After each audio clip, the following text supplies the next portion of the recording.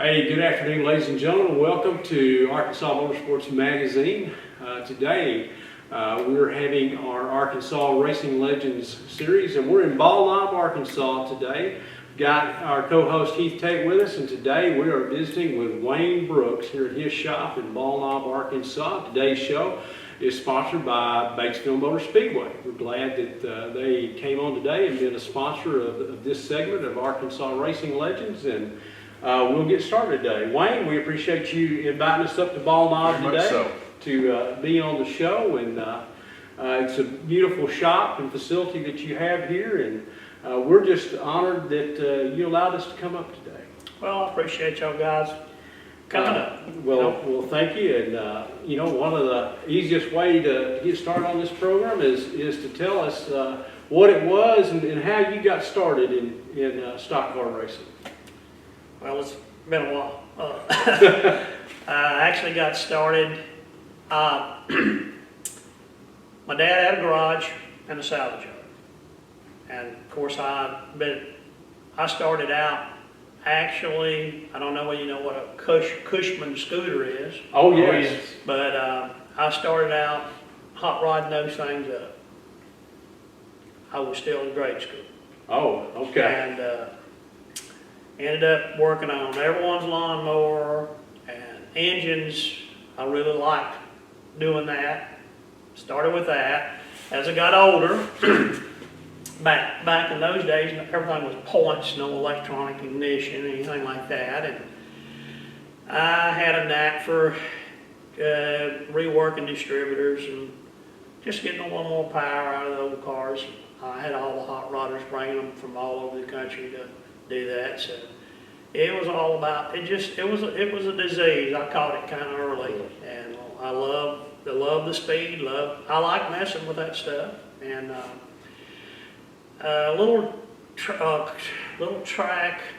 first racetrack that I'd ever been to was over here at Garner, about out from Searcy, about 5 miles. And guy put a dirt track in. I didn't have a car, and a good friend of mine by the name of Ray Klutz, he's dead now, and he's passed away, but he came to me and gave me a set of rules and said, you need to build a car and go over there and race. And how old were you at this time? I was 17 or 18. I was about 18, I think, was the first time I ever drove the car. And this was probably in what year? Well, I'm not too sure. I'm 71, so okay. You can figure it out. Okay. Anyway, how I got started, I had never been to a dirt track race. The first race that I drove in. And what type of car did you have? The only thing I could talk my dad out of on the salvage yard was a 56 Plymouth. 56 Plymouth. Okay. It wasn't much, but got it going, and got through that year. Next year, well, Ray Klutz and I went together and teamed up, and he didn't really have enough going to have a full, to really race like we should have. So we just kind of partnered up, and we started out really, really good right there, and just had a lot of success from there on. I built my own motors, my own cars. Of course, Ray was a really good machinist, worked at a little local factory, and he had a lot of German in him. And I've always been told they were excellent machinists, and he really was. He was a good friend and very helpful, but taught me more about just even how to sharpen a drill bit. You know what I'm talking about. He was just right on his game. But just being able to be associated with other good people and race with them, you just got your knowledge. There was no college, there was no school to go to learn how to race. You just went out there and done it. So you just got your information anywhere you could by the old way. Just fall down and learn, So, but that got me going in that, and got just pretty much went broke doing that, and had to help another racer for a while, build him a car and get going to get back on my feet, and did that for 4 years, help another racers, and then I went, just ever since I've been doing it by myself. So. Is that when you started, at that point in time, did you get back into going back down to your dad's shop and getting an old car, or is that when you started doing the late model racing? Actually started doing late model racing, but we still, there was a lot of pieces to buy, but we still got a lot out of, just parts, out of part stores and stuff. It didn't necessarily have to be a racing part. It was something maybe off for a truck or a heavy duty car or a Corvette or, but one of the first late models that I built, I don't know whether you know what a Morse Minor is. Yes. But a Morse Minor had a rack and pinion steering on it. I did not realize that. Yes, had British Leyland threads, metric threads, and with my machinist knowledge, I guess you'd say, I cut that down and put the first, to my knowledge, the first rack and pinion steering that was ever on a car, race car period, late model. But I had it rear steer. And I was pretty dumb, I guess. I never even had this thing on track or anything, and I took it all the way to Florida, dirt weeks down there to race. And the car was really, really good, but I didn't have the front end worked out as well as I should have. And CJ Rader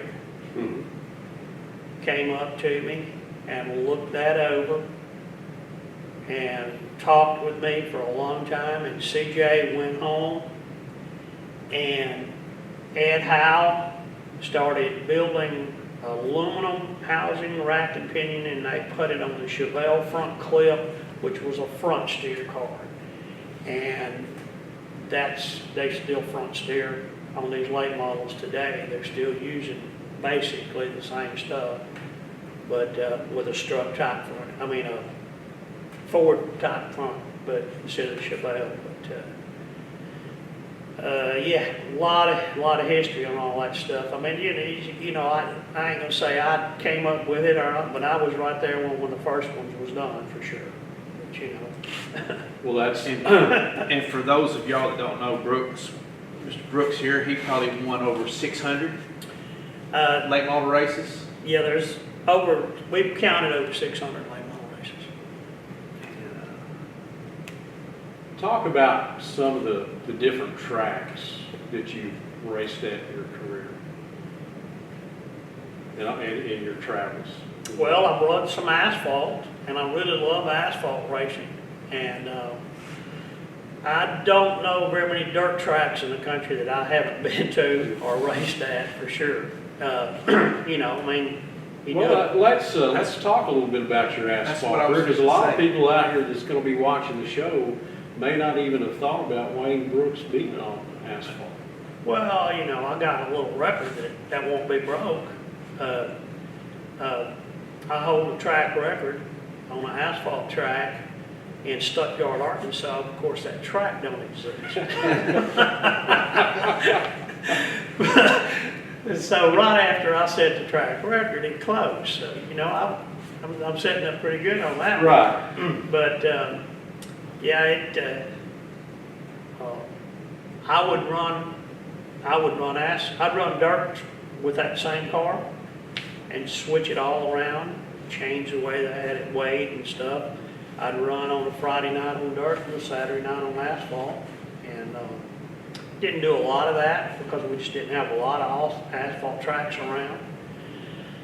But did that some. I love asphalt. In doing that, which one did you prefer, the asphalt or the dirt? I mean, I know you end up being, everybody knows Wayne Brooks, great dirt track racer, but did you like the asphalt as well as you did the dirt? Oh, definitely, I did. Yeah, I would give anything to been able to have got a sponsorship or had the backing to go ahead and go, like Mark did. I'm not saying I could have done it, but I'd have liked to try it. Right. But I'm not griping about what I have done, because I love them both, but I do like the asphalt racing, no doubt.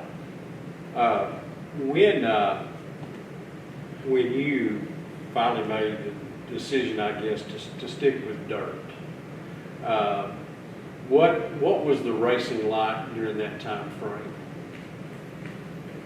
here in Arkansas and surrounding areas? What was the competition like in those days? Well, competition was good. It's good now. If you was going to go and try to win a special event, and that's what I was usually tried to hunt down or try to go to, which was hard to find out about because, no computers, no cell phones. You had to catch it down the grapevine some way. And luckily I had some, just like Joe Garrison with GRT, Larry Shaw, race cars, Larry Shaw, being involved with people like that, really good people that I might be on the road, might be in a different state, and if I needed to know, I would either call in or, somehow or another we'd get with each other and I'd know where I could go, to a different show. A lot of fun, but the competition was good. The competition really was. No doubt we wasn't probably going as fast, but we was going pretty fast for what we had. Tires have gotten better, cars have gotten better, engines no doubt's making more horsepower. Technology changed even on our dirt tracks. They used to have an old Ford tractor with a blade behind it to fix racetracks, and now these guys can go out there with enough equipment. It looks like they could build a highway in a few minutes, and so they can really change the surface up and then make a good racetrack. And everything's just changed. So yes, it's gotten faster, but the competition's stepped up too. It wasn't easy then. It's not easy now. Now, back in the 80s, you ran a lot at the I-30 Speedway. Mm-hmm. Tell us a little bit about back in the 80s and your late model racing there. Well, that's actually where Larry Shaw and I, GRT first. And got with GRT and then Larry Shaw. But I had built a car, that car that I was telling you about that I took to Florida with the rack and pinion on it. I told you it didn't have it worked out too good. Well, I ended up packing that thing at the wall and put a different front clip on it, and I had an exceptionally good race car after that. And it was a Leaf car. Back in those days, they'd start 25 cars in the feature, and we ran 25 laps. If it was your first night at the racetrack, you started on the rear. If you won the week before, you started on the rear. If you was high points, you started on the rear. So basically what I'm trying to say is you're going to start on the rear if you're fast. And the first race of the year, I drawed the largest number there and started dead last. And I started basically dead last all year long and won several features on the white flag, because you've got to go through all those. That was before, if you set fast time or whatever, you could start up front. Yeah. We was starting at the back then. I don't know that it was tough, but I don't know that it don't make better racers. And I was going to ask that. I think obviously it probably made a more exciting race for the fans to watch as well, compared to what we see today. Well, I look at it a couple of ways. Number one is you got 25 laps. you have to go 100%. But you can't crash your car out or you're not going to finish. So, I mean, I ran the same body for most of the year on the car. And the guys were relatively clean racers. Now, we ran really, really close together, but, and hard, it was hard racing, but very little overdriving to the point that you was tearing each other up.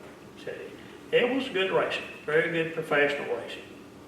At a local weekend show, but it was really professional. What, you know, it was, as the 80s kind of, we got into the late 80s, the late model racing seemed to drop off, and then we began to see racing series pop up.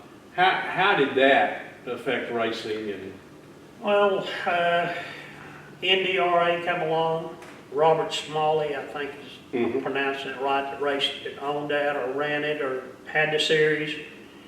And I won one of those shows at I-30, 100 lapper, and in that car. It was, like I said, it was an exceptionally good race car. I've been fortunate enough to have some of those cars, but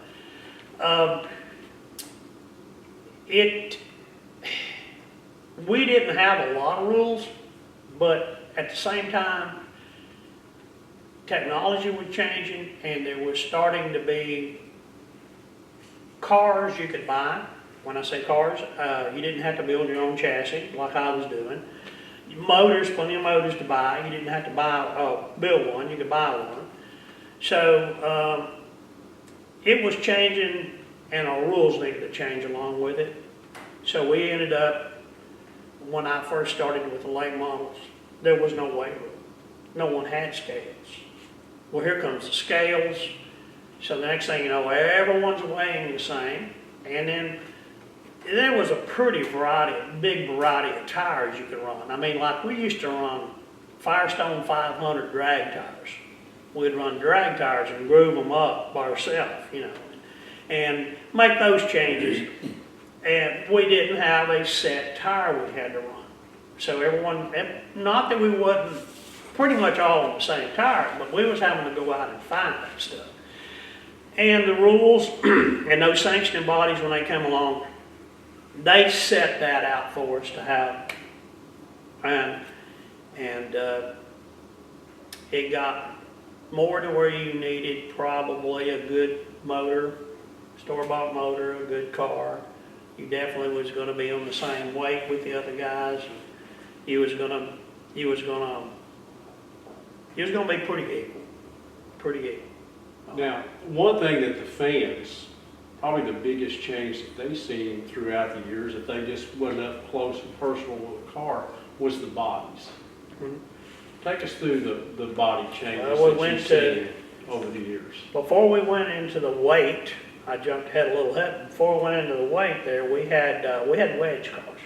We had wedge bodies. And they were nothing but a rocket. You didn't have to weigh anything. I had one of those cars. I built one of those cars. And as far as I know, it was the first all-tube car. The frame was not, everyone was building 2x2 square tubing or 2x3 square tubing back then. And I built an ultra light car. And most of them was almost a perimeter type roll cage, or at least pretty wide.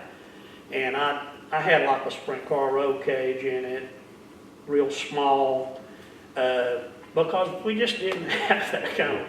I'm not saying that thing was probably real safe, but but it was extremely light, and it was extremely light, and it won a lot of races before the weight come along, strictly just because it was before its time on that, you know. But that car also, I turned that car into a wedge car when it was allowed full big, just no limit on the body.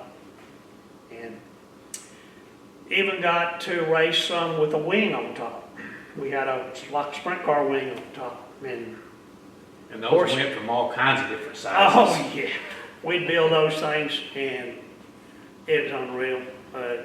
You know, a lot of work, but the cars really respond to that stuff. I mean, that air, it'll get you going. But that was some of the changes in the 80s and all through in there that you just had to go through. Well, speaking of, you bring up the subject of wings, it seems like I remember as a youngster a TV advertisement that said Wayne Brooks was going to drive a sprint car. I did. Tell us about that. It was a non-wing sprint. Okay. I was sponsored by Bill Evans Bill Evans Balancing Service in Little Rock, and he knew some sprint car guys. I think their beginnings of even their business was off of the sprint cars. And he knew where one was out in the weeds that we could get for nothing. And it turned out when we got it, I had a wheel company, Sabre Wheels. Mm-hmm. And I had a wheel company that said they'd put the wheels on it. Another guy put some tires on it. Had a fellow racer friend took a motor out of a Camaro street car. And everything was running fuel injection. And I didn't have fuel injection. So we put that street deal in there, and I was running a late model at the time, so I took my carburetor and my magneto, because we ran magnetos instead of electronic ignition or any of that stuff like we do now. Mm-hmm. So I put a mag in it, and had to cut a pipe out on the chassis because I had to put a fuel pump on the side, and they didn't run that type stuff, not with fuel injection. So anyway, I had a carbureted sprint car without a wing, but I had good rubber on it and knew absolutely nothing about it. But I found the history on the car, and it was one of Sammy Swindell's old cars. So I called Sammy up, kind of like you was telling me about an old car you had, and called me up for a setup. So it's not new to me. I had to ask for some help because I knew nothing. And I called Sammy up, and I said, Sammy, I got this old car. And he said, well, you don't want to drive that car. And I said, why? He said, that's got a chrome roll cage from about your shoulders or where you set that up. I said, sure does. He said, well, the way they chromed that, they had to dip that in acid. And he said, there's some of them breaking off right where that acid was at. So he said, I wouldn't race it. And well, I did. But anyway, he said he'd help me, and that is one reason I only ran it a couple of times. But because I got to thinking about that, I didn't feel like that would work too good upside down with no roll cage. But Sammy told me what to do to that, and right out of the bat, I won. Won the first race I was in, first feature. And Did you enjoy driving the sprint car? I love it. Yeah, there's some sprint cars. I mean, it's just all the power in the world, and I mean, if you'll do your deal, it's a true race car. What was your deciding factor, maybe not to venture on with a sprint car and stay with the late models? Well, it was probably my sponsors, and I already had a late model. It all goes down to money with me. Sure, I mean, I just ain't no telling. If I'd had the money, at the time there might have been more money in sprint car racing than there was late models at that time, though. And I might be wrong on that. Actually, we were running on a weekly show with a late model that you could build and run the tires for weeks, and we was running for $1,000. BB, was 30 minutes from my house. Little Rock was an hour from my house. I could run BB for 1,000 win on Friday night, and I could run Little Rock for 1,000 win on Saturday night. And I mean, the expenses were just not much. I mean, Okay. back then that was, I mean, that was big money to me, you know. Sure. And we could do it in no motels, nothing, just drive to the racetrack, come back home. And I would say you would have to get paid probably 8,000 to 10,000 now. And with the expense of the cars, I'm not too sure you after expenses that you would get if you won, like I could win then. I'm not too sure you'd get home with as much money as it was. You know, it's just everything is just more expensive. But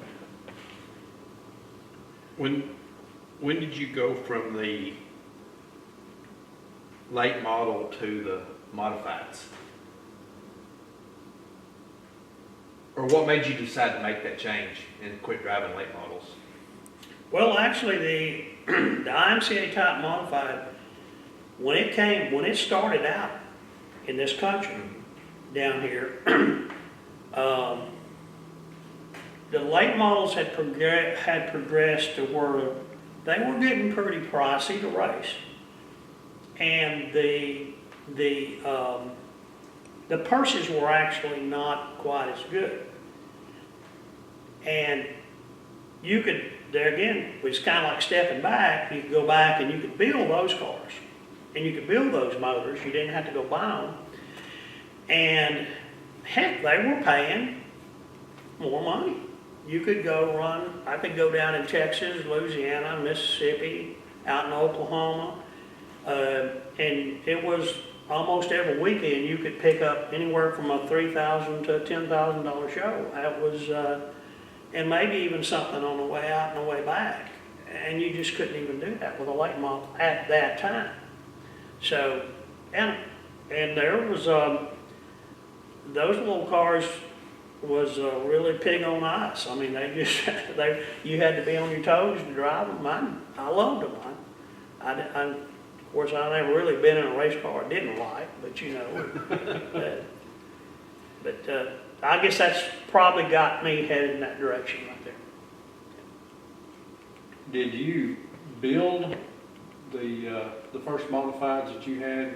I mean, obviously you're a heck of a fabricator and everything. I actually had a sponsor out of Woodward, Oklahoma. I was driving Larry Shaw's house car, late model, and a guy by the name of Don Jeter. He's done passed on now. And Don, Larry needed a little, his modified program probably wasn't where it needed to be. And we got together, we all three got together, and I got, one of my first cars was a Shaw car, and a modified. And I went up north and I won a few races with it. I felt like I could make some changes and make a better car. And I'm pretty sure the rules were changing a little bit about that time too. And Don was retiring from his oil field business, and that sponsorship was closing down. It was just a kind of a turning period for all of us, and I decided to just build me one. And old Larry told me, here's a key to the shop, just go up there and use the jig, do anything you want to do. And it's kind of a neat story. At that time, the modifieds could be a leaf car, a 3-link, a 4-bar. It could have a leaf on one side and a 4-bar on the other. Everyone was just experimenting, trying all different things, all different brands of cars was. And there really wasn't one of them just much better than the other, you know. I built a little car, went on a little tour with it, and I think I'd won a 10,000 and a 5 maybe that weekend. But I know that I was still,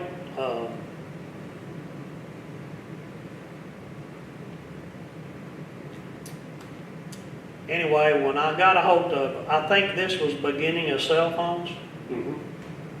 and all I know is in the middle of the night, about 3 in the morning, Larry Shaw calls me up, and he said, "How you doing?" I said, "Well, I'm still sitting up pretty straight, you know, we're getting down the road." And he said, "Well,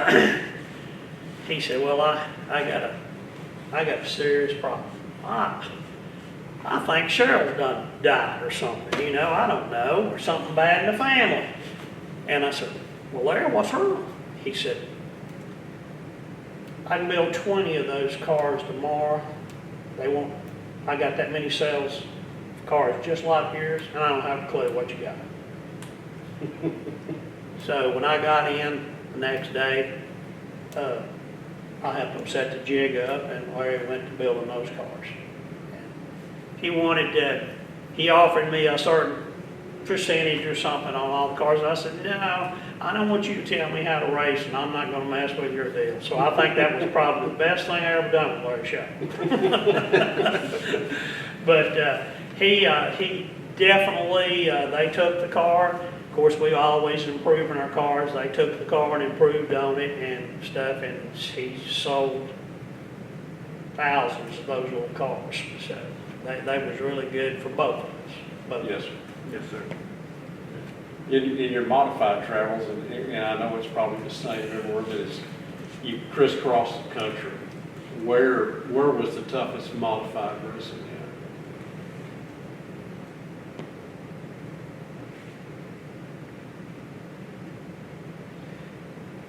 Well, any particular tracks?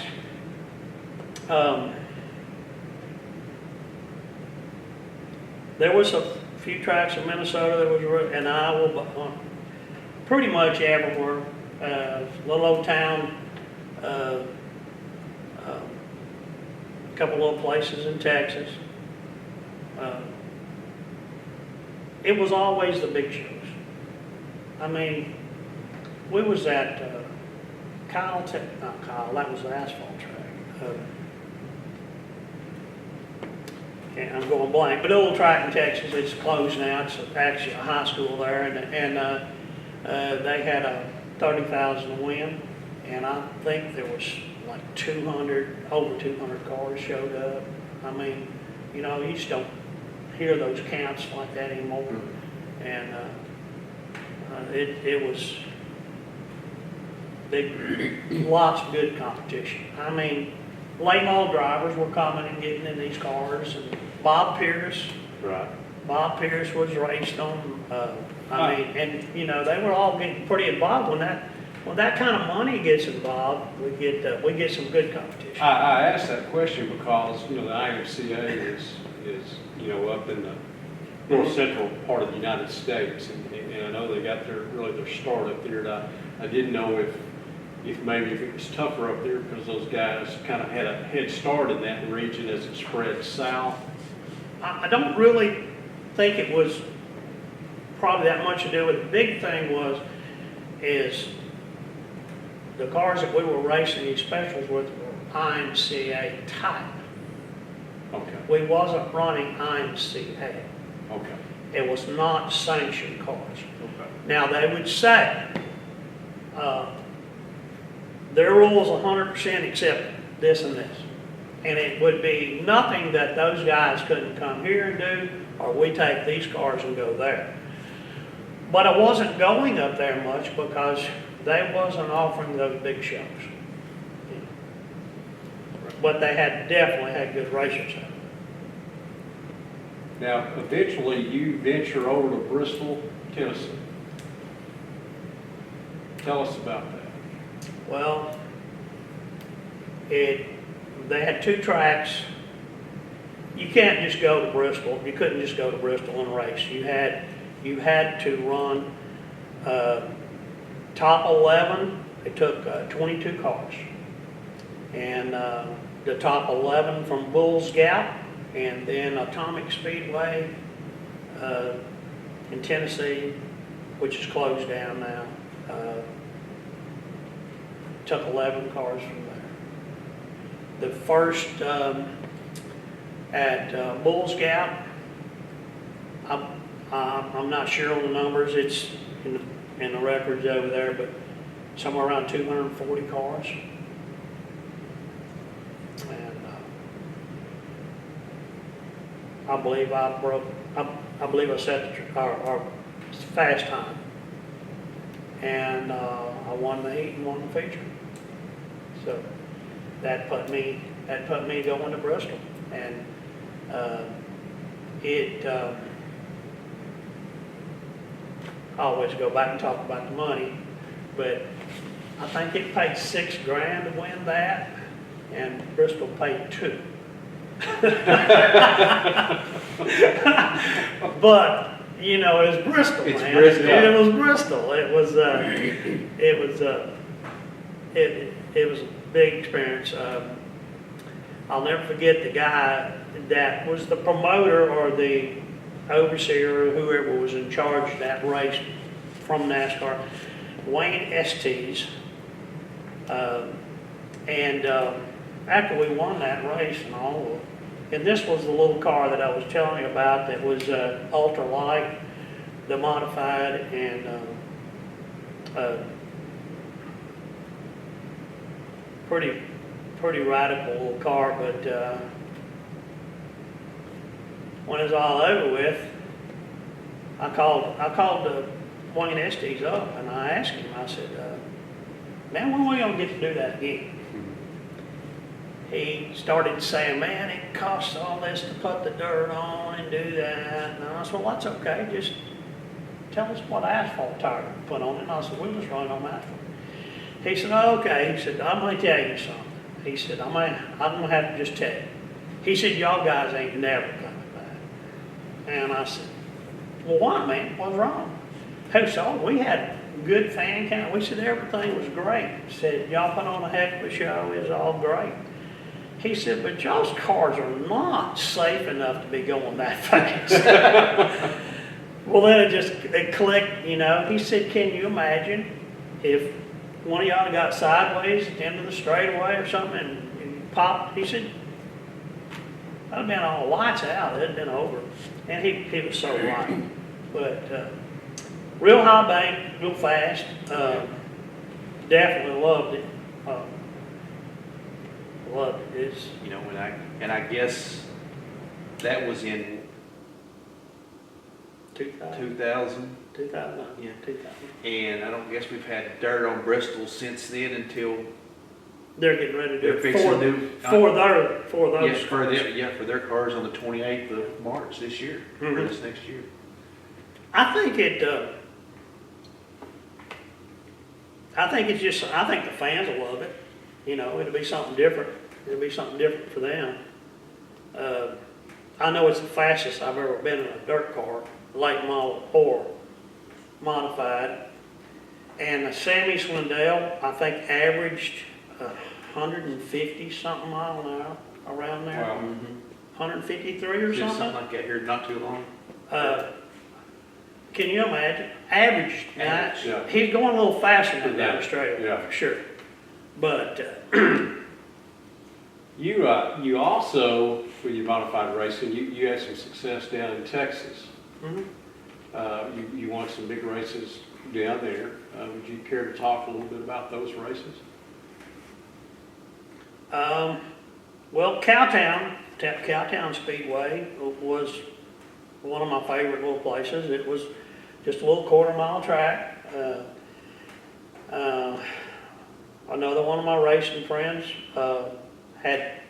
he was managing there and running the racetrack, Bo Rowden. Mm-hmm. And yeah, I would run.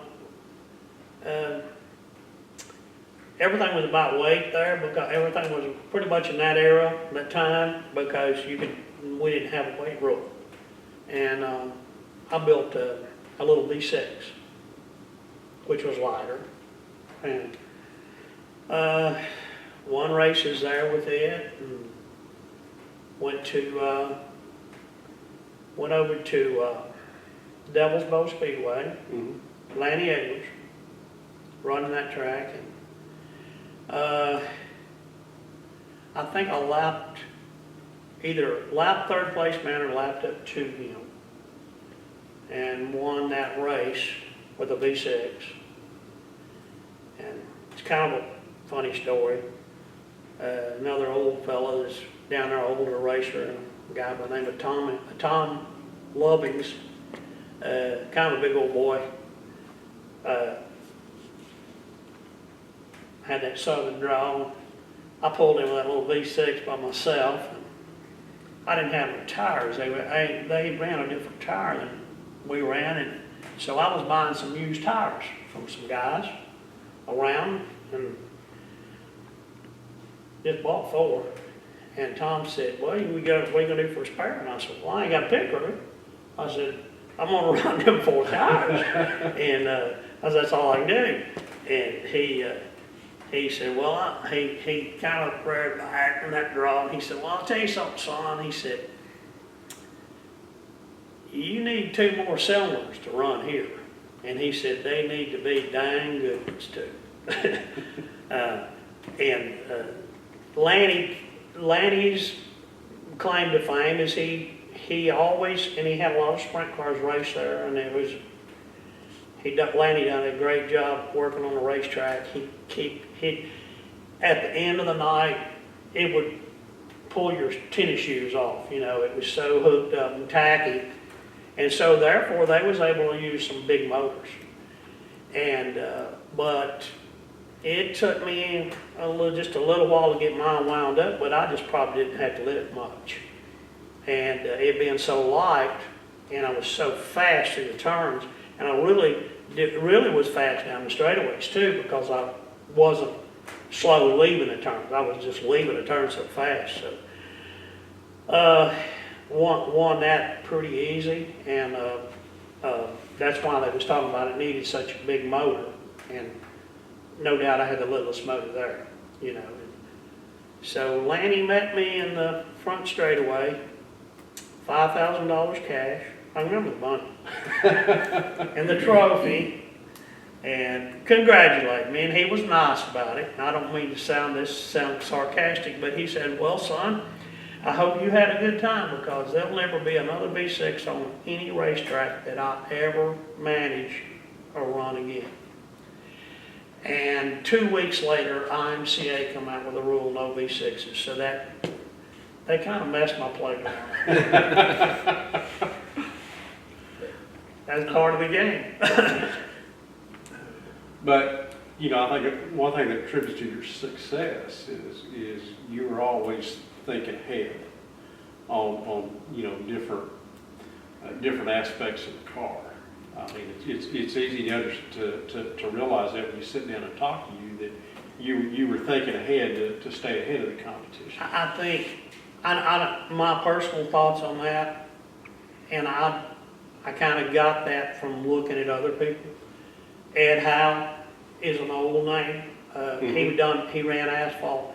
He was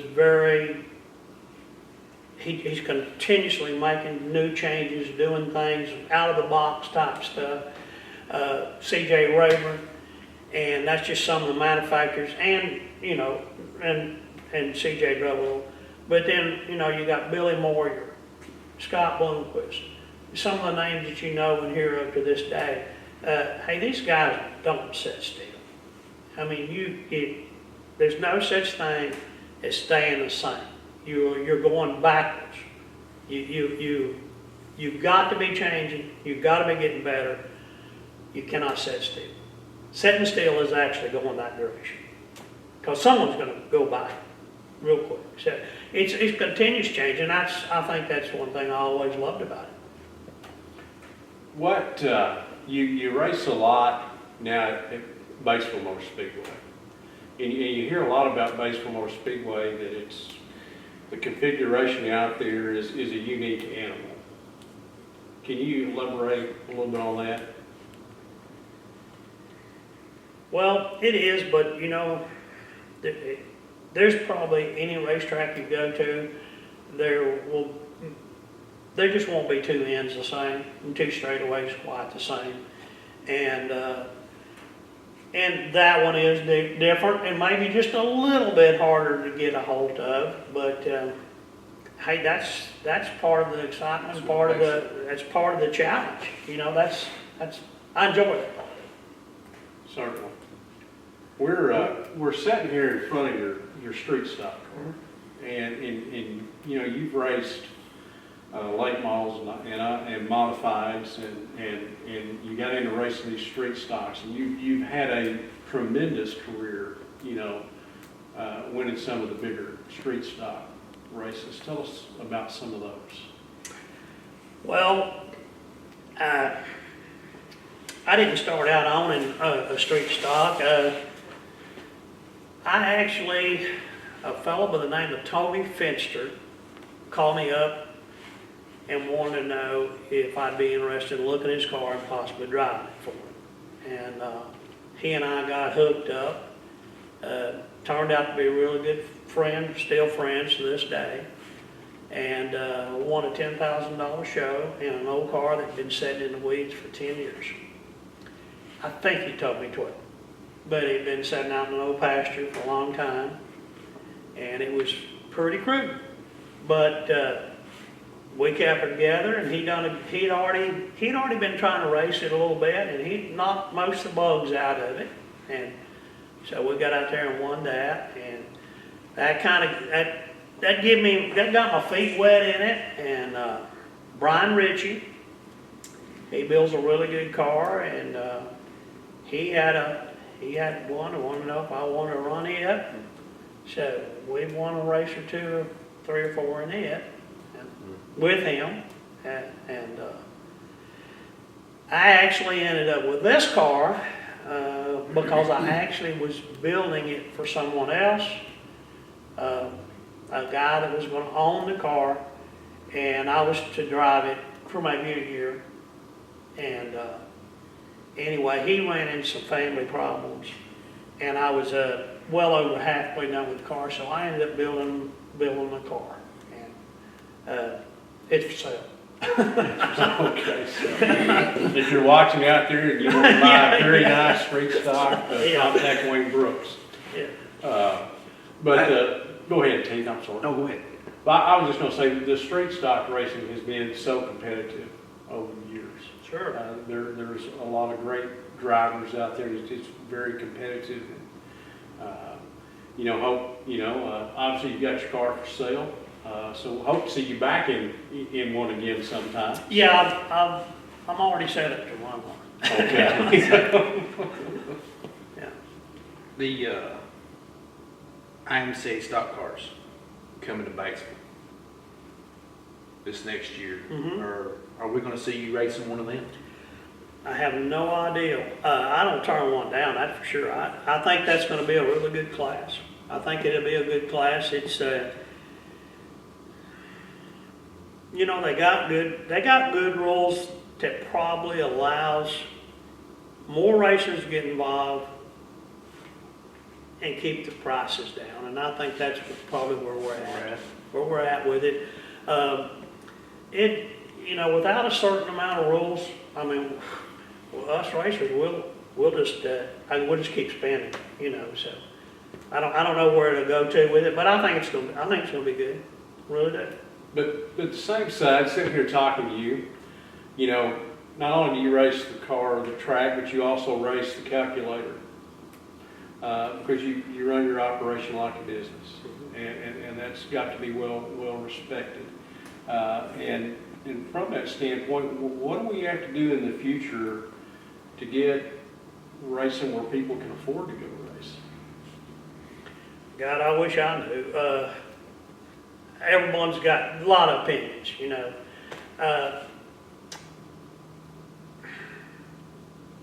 If we can manage to work our tracks to where they don't require horsepower. Now, I think I just talked about Lenny Edwards and Devil's Bow Speedway. He has a type of surface there that gets so just like a suction cup, and can use all kind of horsepower. Well, you're still going to end up with a race car racing a race car. But if that race car has to have 1,000 horsepower, somebody's going to have to buy that. That's a lot of money. So I think it starts with the track surface and our tire.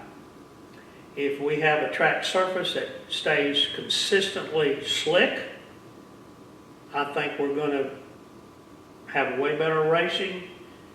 It won't require as much power. And then I think the next step would probably be a tire that's just not a good race car tire. Because if it's a good race car tire, we're going to have horsepower. And I promise you, those conditions right there would probably drive the expense down more than anything else. But you know, because if you have a good tire and you have a good track, the racer's going to buy. He's going to buy the motor. Right. And then you're going to go 50 mile an hour faster, which no one knows out there. You know, when it's like this, that's a race. But if you're going 50 mile an hour faster and you hit the wall, maybe you won't be back next week. You know, Sure. You'll have to build it. And I think that might be why we got some classes that's losing car count is not just the expense of operating the car, but when we do crash, we got to have enough car. So, and I think that's one good thing about the class you just talked about, the IMCA, what do they call it, street stock? Stock cars. Stock cars. The IMCA stock cars. I think it falls a lot in that category, and I just think we can learn a lesson from that. But there again, I think the tracks have to do their part. I think it'd be cheaper on the tracks, probably less work for them. I also had a question, real quick, while it was on my mind, that I know everybody out there is probably wondering. I know I am. I was wondering if you was going to ask And, me. and I know he is. How did we come up with UFO? How did that happen to be your on your car and everyone said, you know, okay, they knew if they seen a car pull in and said UFO, that's Wayne Brooks. Well, I got a few real close friends that know that. I'm not. Okay. I can't tell you that one. All right. Moving right along, we will talk to you about something else you've done for the last several years. Next year, you've traveled around the country and you've done your driving schools. Tell us about your experiences with the driving school that you're involved in. Well, the driving school, when Larry Shaw and Kevin Shaw, when we first started that, none of us really knew what to think. We knew that all of us were getting calls and was getting requests for help. Just like I told you, I call for help. You know what? We all need help. And We're just glad you didn't hang up when we Yeah. called. Right? It's turned out that I really enjoy helping the racer, and I'm starting to, some of the racers that I've raced against, I now am helping their sons, you know, and daughters, and I really enjoy doing it, and I enjoy it, and they're just hungry for the information, and I'll tell you what, to get out there and help these guys and get in and out of those cars. Sometimes some of the bigger schools will have 20, 25 cars. I think we shut it off somewhere in that neighborhood because we need to spend a certain amount of time with each one of them. And I'll end up driving those cars 3 to 4 times in and out of each one of them, and up to 200 laps out on that racetrack, and in and out about 4 laps at a time. That'll keep you in pretty physical shape. It'll make you better, it gets you real tired, but I actually enjoy it, and it gives me a chance to, that's 200 laps my buddy didn't get. You know, so it's even good for me in racing, but I don't look at it that way. But I know it does help me, and but I just enjoy helping the racers, and they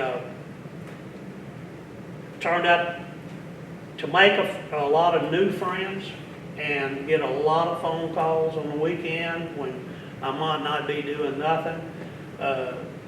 All during the week and the weekends, and these guys call up to visit and tell me what's going on, and tell me that they're winning, or tell me that they need some more help. So, you know, I definitely enjoy it. That's great. As you know, like I said, you've had a long, successful career. Like you said, 600 wins in the late model and over 500 in the modified, and a lot of big money wins in the street stock. We go into 2021 and in the future. What do the people that are going to come out to the races? What's Wayne Brooks racing plans for the future? Well, I've always said if I get out there and I don't feel competitive, I'm going to quit. It's getting harder to be competitive. But we're As a wife, you I got to take it understand. out. Take that out. But what do you see coming up in 2021 for you? Well, I still want to get out there and do. I'm not going to get on the road like I have done. I've got lots of little things going on here at home anyway, and I don't have to be out there as much. My racing family, if you want to call it that, and definitely my students, they keep me posted on what's going on, and so I kind of feel like I'm almost there without traveling, and I still want to race special events, and I'm not too much. I never have been too much of a weekly deal, but you know, I still like being there and helping some of the racers, and even competing sometimes. So, Well, gonna try it for a little longer. Well, I know the fans are always excited when Wayne Brooks shows up to a racetrack, and it's you know, always adds a lot of excitement and everything to the race. And like I said, we want to thank you for allowing us to come here to your beautiful shop, and it's decorated very nicely here for the Christmas season, and all your awards. That's my wife. But it's very really a very unique shop. And again, we want to thank you for allowing us to take an hour and a half out of your time today to tell your story. And Heath, you got anything else? Well, thank y'all guys for showing up, man. I mean, I think it's a great deal. Racers, and I'm not talking about me, I'm just talking about racers. Racing as a whole is probably just not got a lot of history books. We need more information out there for the public. So I'm glad y'all guys are doing what you're doing. I think it's a good deal. Well, thank you, and we appreciate you being a part of it. Thank you. Well, ladies and gentlemen, for Arkansas Motorsports Magazine's Arkansas Racing Legends, I'm Bill Gilkey with Heath Tate, and our special guest today, Mr. Wayne Brooks.